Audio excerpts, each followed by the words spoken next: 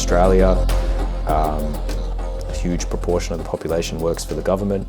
If you don't work for the government, you might receive a welfare payment from the government. People become dependent on authority. And when you're dependent on something, then you're vulnerable and you're more easily controlled. Something I sometimes say is that the founding of Australia as a colony was on the basis of a prison officer-convict dynamic. Prison officers meted out orders and directions, and convicts carried out their sentences.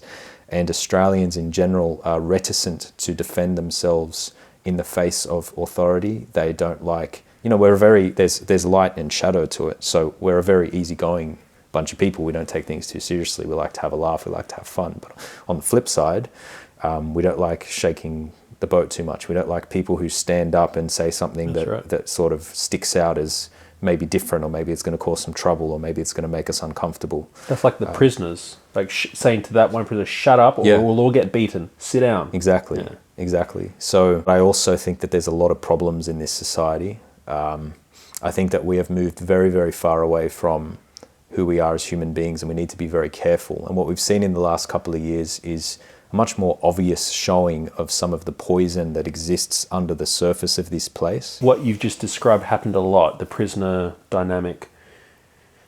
When people yelled at people for not wearing masks, not getting vaccinated, or swinging their kids on the swing when that was illegal, whatever, often the yelling was, if you do that, they'll prolong it.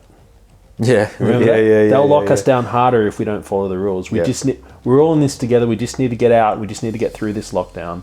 It's the prisoners again. It's like an abusive relationship. Don't tick off. Don't set daddy off, because then he'll beat all of us. Yeah, there's so much that happened in the past couple of years that people are just a little bit.